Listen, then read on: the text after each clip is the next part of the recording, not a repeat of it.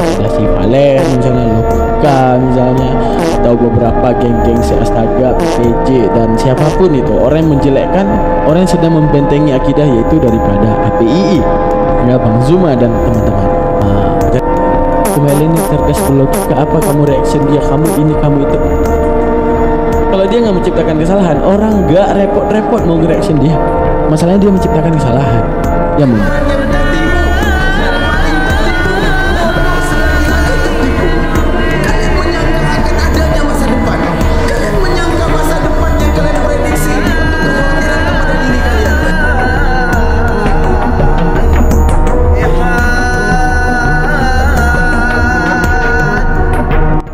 Oke, assalamualaikum warahmatullahi taala wabarakatuh.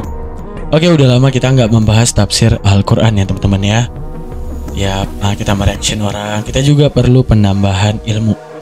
Nah, hari ini kita akan mereaksi Al-Quran ya, apa ya? Ya, memamparkan tafsir Al-Quran Al-Baqarah ayat 12. Nah, kita udah berada di Al-Baqarah ayat 12, kemudian apa yang disampaikan oleh Al-Baqarah ayat 12 tersebut.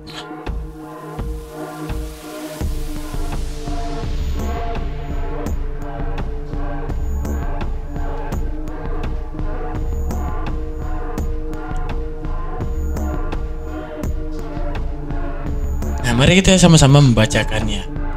Mana dalam Al-Baqarah ayat 12, ala innahum humul mufsiduna walakin la yash'urun. Apa kata Allah? Ingatlah, sesungguhnya mereka itulah yang membuat kerusakan, tetapi mereka tidak sadar. Ini la yash'urun. Arti tidak sadar ini maksudnya apa? Sangkaan yang tadinya salah ya, misalnya gini. Salah dan benar itu kan bukan tinjauan diri sendiri. Karena untuk meninjau diri sendiri, diri akan selalu mengatakan diri kita itu benar. Tapi tinjauan itu daripada khalayak ramai, meninjau itu benar ataupun salah. Ya, itu filosofinya seperti itu. Jadi kamu lihat dan experience, selama ini apa yang aku kerjakan ini menjadi benar untukku, atau hanya menjadi benar untukku, ataupun menjadi benar di khalayak orang lain. Misalnya dalam dunia perdebatan kita lihat ada si Valen misalnya, Logika misalnya, atau beberapa geng-geng si Astaga, PPJ, dan siapapun itu orang yang menjelekkan, orang yang sedang membentengi akidah, yaitu daripada APII, ya Bang Zuma dan teman-teman. Kita lihat mereka itu la yash'urun. Apa mereka itu la yash'urun? Yang mereka tahu apa yang aku lakukan benar. Nah, masalah benar dan tidaknya itu ditinjau daripada orang kemudian merespon apa kepada kamu. Kita lihat begitu banyak ya kaum muslimin yang garis lurus menentang Anda, menentang Logika, menentang Umar, menentang PPJ dan semuanya itu yang tidak setuju. Ya, untuk menunjukkan apa? Allah sedang menunjukkan bahwa ini semuanya tidak benar apa yang kalian lakukan dan bahkan tidak menguntungkan kalian. Ya kan? Karena apa? Dukungan daripada umatnya Nabi Muhammad tidak ada untuk kalian. Itulah arti la yash'urun. Arti tidak sadar, selalu meyakini apa yang dipendapati oleh diri sendiri itu benar. Kita lihat bagaimana penjabaran tafsir daripada ayat ini daripada Ibnu Katsir. Kita baca bareng-bareng ya. Oke. Dan apabila dikatakan kepada mereka, janganlah kamu membuat kerusakan di muka bumi ini. Arti membuat kerusakan, wahai manusia, benar, kamu bebas dalam bersikap, kamu bebas dalam memilih, kamu bebas di dalam hal menentukan sikapmu. Mau baik, mau buruk itu urusanmu. Tapi, kuadakan larangan, kufirmankan tentang firman yang bersifat larangan, agar kau tahu itu buruk. Sekarang gini, kalau seandainya tidak ada afirmasi di muka bumi ini tentang mana buruk, mana salah, misalnya. Tidak ditemukannya kata buruk, tidak ditemukannya kata baik. Sehingga mengambil pisau dan menusuk orang itu bukan baik dan bukan buruk. Paham maksud saya? Maksudnya, ketika ada kata baik dan kata buruk, baru orang bisa mengklasifikasikan ini perbuatan baik dan ini perbuatan buruk. Nah, jadi fungsi daripada Al-Quran menjadi tuntunan Yaitu ketika Al-Quran mengatur daripada setiap hambanya dengan tendensius melarang agar kamu jadi baik, memerintahkan agar kamu itu menjauhi setiap larangan. Paham maksudnya? Adanya perintah agar mewujudkan ketaatanmu. Ya, adanya larangan untuk mewujudkan bagaimana kepatuhanmu. Ya, misalnya, kalau Allah tidak melarang, dari mana kamu tahu bahwa hal itu baik ataupun buruk? Harusnya ada larangan dari Allah untuk tahu, oh ini baik dan oh ini buruk. Harusnya ada perintah agar tahu mana yang baik dan mana yang buruk yang mestinya dikerjakan. Perintah untuk membimbing kebaikan, apa itu kebaikan yang normal pada diri kita untuk mengarahkan kita kepada yang baik. Gitu. Nah, sedangkan adanya larangan untuk kita bisa mengklasifikasikan bahwa ini buruk. Gitu.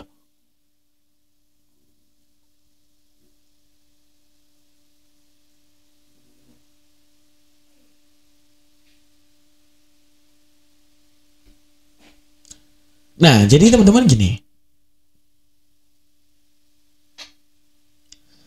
Dan bila dikatakan mereka, janganlah kamu membuat kerusakan di muka bumi ini. Nah, kenapa ada kata-kata janganlah? Ada kata-kata janganlah. Untuk mewujudkan, janganlah itu kan larangan ya. Karena sifat daripada larangan dan sifat daripada perintah itu mewujudkan ketaatan. Bagaimana? Bagaimana kita akan meninjau umat tersebut merupakan orang yang taat kepada Allah. Dari mana kita tahu kalau dia itu adalah hamba yang taat kepada Allah? Kalau tidak, Allah itu memerintahkan dan juga melarang. Ya. Artinya gini, jangan kamu membuat kerusakan di muka bumi ini. Dari mana kita tahu barang yang baik dan barang yang rusak? Bagaimanakah perilaku baik dan perilaku yang rusak? Tanpa Allah menuntun kita dengan Al-Quran. Makanya Allah sisipkan dalam Al-Quran perintah agar kamu taat. Sisipkan larangan juga agar kamu taat. Dan juga kamu bisa mengklasifikasikan setiap langkah, perbuatan, sifat, omongan ke arah yang baik dan ke arah yang buruk. Memang natural daripada manusia itu sudah tersisip baik dan buruk. Ya, tapi masalahnya agama Islam datang dengan Al-Qurannya sebagai tuntunan hidup untuk membimbing kamu untuk jadi pribadi yang lebih baik. Di saat kamu bebas menentukan baik dan buruk. Maksudnya gini, kita sampingkan Islam. Kita sebagai manusia yang normal, bisa nggak untuk berbuat baik tanpa agama? Bisa. Berbuat buruk tanpa agama? Bisa. Tapi adanya Islam dengan Al-Qurannya membimbing kamu dengan dalil-dalilnya. Dalil yang seperti ini yang bersifat perintah, maka taatlah. Dengan dalil seperti ini yang bersifat larangan, maka jauhilah. Dengan tujuan apa? Untuk mewujudkan bahwa kamu adalah Islam sejati. Artinya kamu bisa munculkan rasa baik daripada dirimu, agar tapi dengan hadirnya Islam, kamu justru harus lebih baik. Nah, makanya ada kata jangan. Janganlah kamu membuat kerusakan di muka bumi ini. Itu perintah Allah. Ya. Karena kita bebas dalam menentukan ingin membuat kerusakan ataupun menciptakan kedamaian. Ya. Sesungguhnya, nah ini jawaban mereka nih kaum musyrikin. Sesungguhnya kami orang yang mengadakan perbaikan. Yang mereka tahu seperti kita bilang tadi. Ya. Dalam ayat tersebut dikatakan tadi apa? Mereka itu adalah kaum apa? Dikatakan mana dia? Mereka itu adalah kaum la yash'urun. Artinya la yash'urun adalah kaum tidak tahu diri. Artinya mereka tidak sadar akan kesalahan mereka dan bahkan menyalahkan segala sesuatu yang benar. Nah, misalnya yang kita lihat baru-baru ini adanya Ade Armando, adanya Kumaila misalnya kan. Ketika dikritisi, mereka tidak terima dikritisi, bahkan oleh orang yang menuntut ilmu agama. Mereka mau versi apa? Versi logika. Kita tunjukkan logika pemikirannya. Malah mereka meyakini apa yang kami lakukan ini benar. Apalagi pendukung-pendukungnya tuh. Pendukung-pendukungnya bilang apa namanya itu? Kumaila ini cerdas berlogika. Apa kamu reaction dia? Kamu ini, kamu itu. Kalau dia nggak menciptakan kesalahan, orang nggak repot-repot mau nge-reaction dia. Masalahnya dia menciptakan kesalahan yang membuat orang-orang lain itu bisa terpaku kepada kemurtadan. Misalnya ketika dia mengatakan apa Islam agama perang. Kalau diimani oleh anak-anak kita dan cucu-cucu kita nanti ada yang mau Islam. Enggak, karena apa? Dia tahu Islam itu kritis. Di mana setiap manusia suka dengan adanya kedamaian. Tapi kenapa Islam justru mengajarkan tentang apa? Islam justru mengajarkan kita bukan tentang kedamaian, justru mengajarkan kita tentang permusuhan, misalnya seperti perang. Dia katakan Al-Quran tidak relevan untuk zaman ini. Nah, Al-Quran tidak relevan untuk zaman ini, ujung-ujungnya anak-anak kita mendengar hal tersebut akan membuat Al-Quran ini sekarang wah nggak penting, ini cuma sekedar kitab suci, tapi sekarang udah nggak berlaku lagi. Nah, dan mereka berani mengatakan, enggak kok, kami cuma kritis, kami cuma cerdas menyikapi agama dalam kehidupan kami. Nah, itulah yang dikatakan Allah, kaum-kaum la yash'urun, kaum-kaum munafik yang la yash'urun. Allah larang, jangan kau asal-asal menerjemahkan agamaku, jangan asal-asal menafsirkan kitab suciku tanpa keilmuanmu. Di mana yang paling berhak menafsirkan kitab suciku yaitu Nabi yang kuperintahkan untuk mengajarkan engkau, wahai Kumaila, Adi Armando, dan siapapun. Nah, jadi Nabi memerintahkan. Ketika Nabi diperintahkan oleh Allah, saat itu cuma Nabi yang bisa menjelaskan Islam, cuma Nabi yang bisa menjelaskan Al-Quran. Tapi tiba-tiba ada orang kontemporer yang dia mencoba menjelaskan Al-Quran di luar apa yang dijelaskan oleh Nabi untuk menunjukkan apa? Bahwa dia sedang menciptakan agama baru karena mentoknya agama Islam di Nabi. Karena mentoknya kenabian di Nabi. Berarti menunjukkan apa? Dia adalah Nabi terakhir versi dirinya.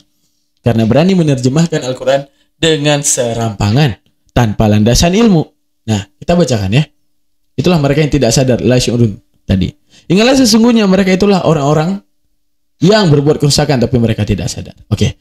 Dari Abu Aliyah tentang firman Allah Subhanahu wa taala, dan apabila dikatakan kepada mereka, janganlah kamu membuat kerusakan di muka bumi, dia berkata bahwa maknanya adalah janganlah kalian berbuat maksiat di muka bumi ini. Nah, arti maksiat kan sebuah keburukan yang dibenci Allah. Sekarang menjelaskan agama Allah. Ya. Segala sesuatu yang udah diperintahkan Allah. Allah dibolak-balikkan maknanya seperti perintah jilbab.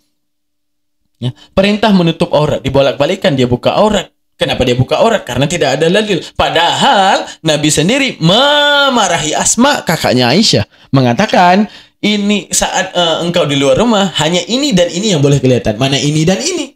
Tangan dan muka. Tapi Nabi tidak mengatakan jilbab. Artinya umum. Yang penting segala sesuatu selain muka dan tangan harus ditutupi. Mau kalian cor, mau pakai tepung, mau pakai apapun terserah. Yang pokoknya itu harus tertutupi. Ya, mau pakai karung beras terserah. Tapi hal yang paling membuat wanita cantik itu julabib. Apa itu jilbab? Nah, mereka tak sadar mereka yang membuat maksiat. Mereka tak sadar mereka itu sedang menjelaskan Al-Quran di luar apa yang dijelaskan Nabi. Mereka tak sadar mereka sedang merusak agama Allah. Dan kerusakan yang mereka perbuat itu adalah perbuatan maksiat kepada Allah. Benar. Ya, seperti yang sekarang mencoba menafsirkan Al-Quran, menjelaskan Al-Quran di luar apa yang sudah dijelaskan oleh Nabi. Karena siapa saja yang berbuat maksiat kepada Allah di bumi atau memerintahkan untuk berbuat maksiat kepada Allah, maka dia telah membuat kerusakan di bumi. Nih. Memerintahkan untuk berbuat maksiat kepada Allah. Artinya apa? Kita chill aja, jangan mabok agama. Wah, ya kan? Forbidden question. Kita chill aja, nggak usah terlalu mabok agama, ya kan? Al-Quran, ya kita berhak dong menafsirkan Al-Quran. Kenapa ulama-ulama tafsir boleh? Ya itu. Padahal kredibilitas daripada ulama tafsir justru keilmuannya bersandar sampai Rasulullah. Hingga kita menjelaskan Al-Quran yang tidak sama dengan penjelasan ulama tafsir yang ilmunya sampai kepada Rasulullah. Bukankah itu sebuah keraguan belaka? Bukankah itu merupakan salah satu penghinaan belaka terhadap Rasulullah dan Al-Quran yang dibawa oleh Rasulullah tentang kalamullah? Gitu. Tapi mereka tidak sadar. Maka dia berbuat kerusakan. Mana dia? Berbuat kerusakan di bumi karena melakukan perbaikan kepada bumi di langit yang dilakukan dengan melakukan ketaatan. Nih. Artinya apa? Mereka mengatakan, enggak, kami hamba yang taat. Kenapa? Ya karena kami membawa Islam. Aku adalah seorang penganut Islam, ataupun dibilang keluarga-keluargaku adalah merupakan hafid, gitu ya. Mak bapakku hafid, aku juga hafid. Tapi hafid itu nggak ada guna, ya kan? Nah, jadi menampakkan iming-iming kebaikan, ya seakan-akan agar kemudian apa yang dia sampaikan itu bisa dipercaya. Nyata-nyatanya itu zong semua. Karena Islam itu bukan tentang kamu anak siapa. Tapi Islam itu tentang standar keilmuan apa yang kamu tuntut, bersandar tidak sampai kepada Rasulullah, itulah yang menjadi kebenaran. Karena yang paling berhak menjelaskan Islam itu Rasulullah. Begitu juga yang dikatakan oleh Ar-Rabi dan Anas dan Qatadah dari Salman Al-Farisi, dan bila dikatakan kepada mereka, janganlah kamu membuat kerusakan di bumi. Mereka menjawab, Sesungguhnya kami orang-orang yang mengadakan perbaikan. Salman berkata, orang yang disebut dalam ayat ini tidak melakukan satu pada ayat setelahnya. Nah, dari Abu Abbas berkata bahwa, dan apabila dikatakan kepada mereka, jangan kamu membuat kerusakan di bumi. Mereka menjawab, sesungguhnya kami orang yang mengadakan perbaikan. Itu maknanya, sesungguhnya kami menghendaki perbaikan antara dua kelompok, yaitu orang-orang mukmin dan ahli kitab. Nah, ini orang ahli kitab nih yang menggempar-gemporkan ajaran kasih. Nah, dikatakan, jangan kalian melakukan kerusakan di muka bumi ini dengan menyembah selain Allah. Tidak kok, kami menyembah firman Allah. Kami menyembah firman yang telah menjadi manusia. Siapa? Sosok Isa Al-Masih, ya, Yesua Al-Masih, ataupun sosok Isa Al-Masih, sosok Jesus Kristus. Kami tidak melakukan keburukan. Dia adalah perwujudan firman, kata Allah. Padahal ingin disebutkan kepada mereka, tidakkah kalian melihat Musa mengatakan kepada kalian, Shema Israel Adonai Eloheinu Ehad, tapi kenapa kalian menyembah salasun salas? Ya, salasun salas apa? Ketigaan dalam tiga. Ya, maksudnya apa ketigaan dalam tiga? Posisi Isa menjadi posisi yang ketiga.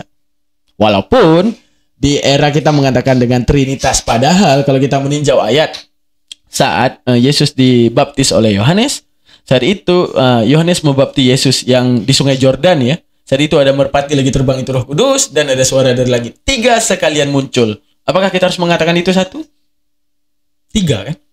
Secara visual. Ya kan?